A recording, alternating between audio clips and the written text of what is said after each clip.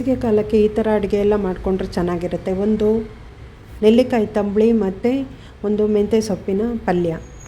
Hi hello ಎಲ್ರಿಗೂ ನಮಸ್ಕಾರ. ಎಲ್ಲರೂ ಹೇಗಿದ್ದೀರಾ? ನಾನು ಚೆನ್ನಾಗಿದ್ದೀನಿ, ನೀವೆಲ್ಲರೂ ಚೆನ್ನಾಗಿದ್ದೀರಾ ಅಂತ ಭಾವಿಸ್ತೀನಿ. ನೆಲ್ಲಿಕಾಯಿಯನ್ನು ಜಜ್ಜಿಕೊಂಡು ಬೀಜ ತೆಗೆದು ಈ ರೀತಿ ಒಂದು ಬಾಣಲೆಗೆ ಹಾಕ್ಕೊಳ್ಬೇಕು. ಅದಕ್ಕೆ ಸ್ವಲ್ಪ ತುಪ್ಪ ಅಥವಾ ಕೊಬ್ಬರಿ ಎಣ್ಣೆ ಏನಾದರೂ ಹಾಕ್ಕೊಳ್ಬೋದು. ನಾನು ಕೊಬ್ಬರಿ ಎಣ್ಣೆ ಉಪಯೋಗಿಸ್ತಾ ಇದ್ದೀನಿ. ಇವಾಗ ಇದ್ರ ಜೊತೆಗೆ ನಾವು ಖಾರಕ್ಕೆ ಬೇಕಾದಷ್ಟು ಕಾಳುಮೆಣಸು, ಆಮೇಲೆ ಕಾಳುಮೆಣಸು ಎಷ್ಟು ಹಾಕಿದ್ದೀವೋ ಅದಕ್ಕೆ ಡಬಲ್ ಜೀರಿಗೆ ಹಾಕ್ಕೊಂಡು ಆ ಎಣ್ಣೆಯಲ್ಲಿ ಚೆನ್ನಾಗಿ ಹುರ್ಕೊಳ್ಬೇಕು. ಖಾರ ಹೇಗೆ ಬೇಕೋ ಆ ರೀತಿಯಲ್ಲಿ ಇಟ್ಕೊಳ್ಬೋದು. ಜಾಸ್ತಿ ಬೇಕಾದರೆ ಜಾಸ್ತಿ, ಕಡಿಮೆ ಬೇಕಾದರೆ ಕಡಿಮೆ.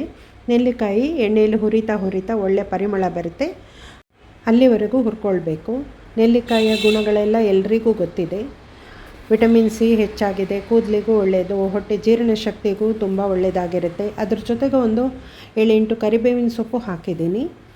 ಬೇಸಿಗೆಯಲ್ಲಿ ದಿನಾನೂ ಸಾರು ಪಲ್ಯ ಹುಳಿ ಅಂತ ತಿನ್ನೋಕ್ಕಾಗಲ್ಲ.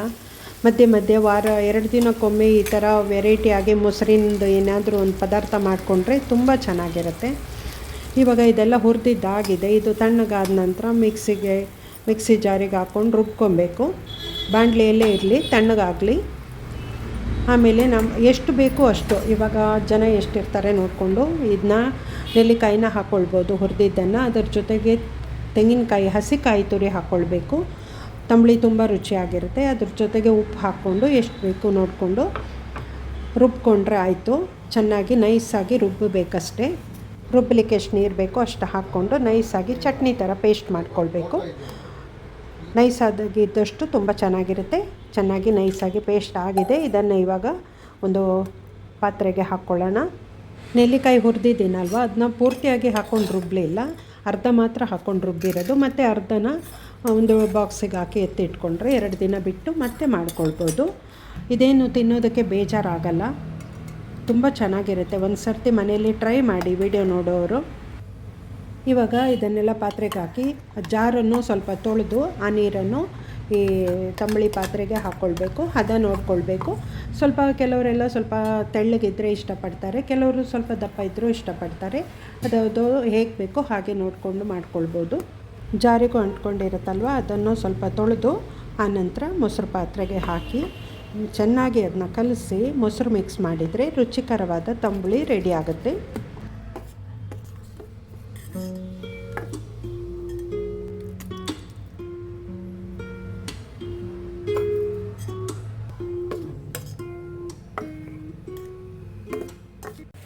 ಇದು ಗಿಡ ಬಸಳೆ, ಊರಿಂದ 2 ಕಡ್ಡಿ ತಂದು ನೆಟ್ಟಿದ್ದೆ ಪಾಟಲ್ಲಿ. ಇಷ್ಟು ಸೊಪ್ಪು ಆಗಿದೆ ನೋಡಿ. ಇದನ್ನು ಮೆಂತ್ಯ ಸೊಪ್ಪಿನ ಜೊತೆ ಹಾಕೋಣ ಅಂತ ಮೆಂತ್ಯ ಸೊಪ್ಪನ್ನೆಲ್ಲ ಚೆನ್ನಾಗಿ ಕ್ಲೀನ್ ಮಾಡಿ ತೊಳೆದು ಇಟ್ಟಿದ್ದೀನಿ ನೋಡಿ. ಇಷ್ಟೊಂದು ಸೊಪ್ಪಿನ ಜೊತೆ ಹಾಕಿದ್ದೀನಿ. ಮತ್ತು ಅರ್ಧ kg ಸಾಂಬಾರು ಈರುಳ್ಳಿ, ಒಂದು ಪನ್ನೀರ್, ನಂದಿನಿ ಪನ್ನೀರ್ ತೊಗೊಂಡಿದ್ದೀನಿ. ಮೆಂತ್ಯ ಸೊಪ್ಪು ಬಸಳೆ ಸೊಪ್ಪನ್ನೆಲ್ಲ ಚೆನ್ನಾಗಿ ಸಣ್ಣಕ್ಕೆ ಹೆಚ್ಚಿಟ್ಕೊಂಡಿದ್ದೀನಿ. ಇವಾಗ ಒಗ್ಗರಣೆ ಹಾಕ್ಕೊಳ್ಬೇಕು. ಈ ರೀತಿಯಲ್ಲಿ ಪಲ್ಯ ಮಾಡೋದು ತುಂಬ ರುಚಿಯಾಗಿರುತ್ತೆ. ಒಂದು ಸರ್ತಿ ಟ್ರೈ ಮಾಡಿ. ಕೊಬ್ಬರಿ ಎಣ್ಣೆ ಹಾಕಿದ್ದೀನಿ, ಬಿಸಿ ಆಯಿತು. ಅದಕ್ಕೆ ಸ್ವಲ್ಪ ಜೀರಿಗೆ ಕಡಲೆಬೇಳೆ ಹಾಕಿ ಅದು ಫ್ರೈ ಆದ ನಂತರ ನಾನು ಸಾಂಬಾರು ಈರುಳ್ಳಿ ಹಾಕಿ ಸ್ವಲ್ಪ ಕೈಯಾಡಿಸ್ಕೋಬೇಕು ಅದಕ್ಕೆ. ಆನಂತರ ಧನಿಯಾ ಪುಡಿ ಹಾಕ್ತಾಯಿದ್ದೀನಿ. 1.5 ಟೀ ಚಮಚ ಧನಿಯಾ ಪುಡಿ ಹಾಕಿದ್ದೀನಿ. ಅದನ್ನು ಒಂದು ಸರ್ತಿ ಹುರ್ಕೊಳ್ಬೇಕು. ತುಂಬ ರುಚಿಯಾಗಿರುತ್ತೆ. ಒಂದು ಸರ್ತಿ ಚಪಾತಿಗೆ ಅನ್ನಕ್ಕೆ ಎಲ್ಲ ತುಂಬ ಚೆನ್ನಾಗಿರುತ್ತೆ. ಒಂದು ಸರ್ತಿ ಮಾಡಿ ನೋಡಿ, ಗೊತ್ತಾಗುತ್ತೆ. ಆನಂತರ ಅರಿಶಿಣ ಪುಡಿ ಹಾಕ್ಕೊಂಡು ಅದನ್ನು ಕೈಯಾಡಿಸಿದ್ದೀನಿ. ಖಾರಕ್ಕೆ ಬೇಕಾದಷ್ಟು ಖಾರದ ಪುಡಿ ಹಾಕ್ಕೊಳ್ಬೇಕು. ಇದ್ರ ಜೊತೆಗೆ ಸ್ವಲ್ಪ ಸಾಂಬಾರು ಪುಡಿನೂ ಹಾಕ್ಕೊಳ್ತೀನಿ, ಹಾಗಾಗಿ ಖಾರದ ಪುಡಿ ನೋಡ್ಕೊಂಡು ಹಾಕ್ಕೊಳ್ಬೇಕು. ಇವಾಗ ಸಾಂಬಾರು ಪುಡಿ 1 ಚಮಚ ಹಾಕಿದ್ದೀನಿ. ಚೆನ್ನಾಗಿ ಎಲ್ಲ ಮಿಕ್ಸ್ ಮಾಡಿಕೊಂಡು ಎಣ್ಣೆಯಲ್ಲಿ ಅದು ಸ್ವಲ್ಪ ಪುಡಿಗಳೆಲ್ಲ ಎಣ್ಣೆಯಲ್ಲಿ ಫ್ರೈ ಆಗಬೇಕು, ಆವಾಗ ತುಂಬ ರುಚಿಯಾಗಿರುತ್ತೆ. ಇವಾಗ ರುಚಿಗೆ ಎಷ್ಟು ಉಪ್ಪು ಬೇಕು ಉಪ್ಪು ಹಾಕ್ಕೊಳ್ಬೇಕು. ಈ ರೀತಿಯಲ್ಲಿ ಮಾಡಿರೋ ಮೆಂತ್ಯ ಸೊಪ್ಪಿನ ಪಲ್ಯ ತುಂಬ ರುಚಿಯಾಗಿರುತ್ತೆ. ಒಂದು ಸರ್ತಿ ವಿಡಿಯೋ ನೋಡೋರು ನೀವು ಮಾಡಿ ನೋಡಿ. ಆಮೇಲೆ ಇಷ್ಟವಾದರೆ ನಿಮ್ಮ ಫ್ಯಾಮಿಲಿ ಮೆಂಬರ್ಸ್, ಫ್ರೆಂಡ್ಸ್ ಸರ್ಕಲಿಗೆ ಶೇರ್ ಮಾಡಿ. 200 ಗ್ರಾಮ್ ನಂದಿನಿ ಪನ್ನೀರ್ ತೊಗೊಂಡಿದ್ದೆ, ಅದನ್ನು ಈ ರೀತಿ ಪುಡಿ ಮಾಡಿ ಈರುಳ್ಳಿ ಜೊತೆ ಸ್ವಲ್ಪ ಹೊತ್ತು ಹುರ್ಕೊಳ್ಬೇಕು. ಚೆನ್ನಾಗಿ ಫ್ರೈ ಆದ ನಂತರ ಇದಕ್ಕೆ ಸೊಪ್ಪು ಬೆರೆಸಬೇಕು. ಸೊಪ್ಪನ್ನು ಸ್ವಲ್ಪವಾಗಿಯೇ ನಾವು ಹಾಕ್ಕೊಳ್ಬೇಕು. ಒಂದೇ ಸರ್ತಿ ಹಾಕಿದರೆ ಆಚೆ ಈಚೆ ಚೆಲ್ಲೋ ಸಾಧ್ಯತೆ ಇದೆ. ಅದಕ್ಕೆ ನಾನು ಸ್ವಲ್ಪ ಸೊಪ್ಪನ್ನೇ ಹಾಕ್ಕೊಂಡು ಒಂದೊಂದು ಸರ್ತಿ ಕೈ ಆಡಿಸಿ ಆನಂತರ ಎಲ್ಲ ಸೊಪ್ಪನ್ನು ಹಾಕಿ ಮಿಕ್ಸ್ ಮಾಡ್ತಾಯಿದ್ದೀನಿ ನೋಡಿ. ಒಂದು ಸರಿ ಮಿಕ್ಸ್ ಮಾಡಿ ಆಯಿತು, ಮತ್ತು ಸ್ವಲ್ಪ ಸೊಪ್ಪು ಹಾಕ್ಕೊಳ್ತೀನಿ. ಈ ರೀತಿ ಕ್ರಮದಲ್ಲಿ ಹಾಕೋದ್ರಿಂದ ಸೊಪ್ಪು ಆಚೆ ಈಚೆ ಕೆಳಗೆ ಬೀಳುತ್ತೆ ಅನ್ನೋ ಒಂದು ಪ್ರಮೇಯ ಇರಲ್ಲ. ಮತ್ತು ನಮಗೆ ಸೊಪ್ಪಲ್ಲಿ ಕ್ಯಾಲ್ಶಿಯಮ್ಮು ಮತ್ತು ಇದರಲ್ಲಿ ಪನ್ನೀರಲ್ಲಿ ಪ್ರೋಟೀನ್ ಅಂತೆಲ್ಲ ಇರುತ್ತೆ. ತುಂಬ ರುಚಿಯಾಗೂ ಇರುತ್ತೆ ಸಾಂಬಾರು ಈರುಳ್ಳಿ ಬಳಸಿರೋದ್ರಿಂದ.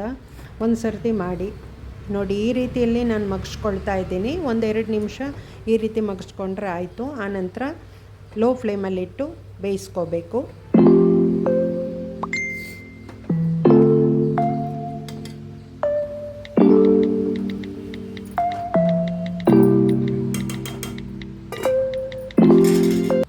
ನೀರೇನು ಹಾಕೋದು ಬೇಡ. ಈರುಳ್ಳಿಯಲ್ಲಿ ಸೊಪ್ಪಲ್ಲಿರುವ ನೀರೇ ಬಿಟ್ಕೊಳ್ಳುತ್ತೆ. ಸಣ್ಣ ಉರಿಯಲ್ಲಿಟ್ಟು ಬೇಯಿಸೋದ್ರಿಂದ ಸೊಪ್ಪೆಲ್ಲ ಚೆನ್ನಾಗಿ ಬೇಯುತ್ತೆ. 1-2-3 ಸರ್ತಿ ಈ ಥರನೇ ಕೈ ಆಡಿಸ್ಕೊಳ್ಬೇಕು. ಈ ಪಲ್ಯ ಬಿಸಿ ಅನ್ನಕ್ಕೆ ಒಂದಿದ್ರೆ ಸಾಕಾಗತ್ತೆ. ತುಂಬ ರುಚಿಯಾಗಿರುತ್ತೆ. ಚಪಾತಿಗೆ, ರೊಟ್ಟಿಗೆ ಎಲ್ಲ ಹೇಳಿ ಮಾಡಿಸ್ದಂಗೆ ಇರುತ್ತೆ. ಇದು ತುಂಬ ರುಚಿನೂ ಇರುತ್ತೆ. ಇವಾಗ ರಾತ್ರಿ ಊಟ ಮಾಡಲ್ಲ ಅಂದರೆ ಈ ಸೊಪ್ಪಿನ ಪಲ್ಯ ಒಂದು ಬೌಲು ತಿಂದರೆ ಸಾಕು. ಡಯಟ್ ಮಾಡೋರಿಗೂ ತುಂಬ ಒಳ್ಳೆಯದಿದು.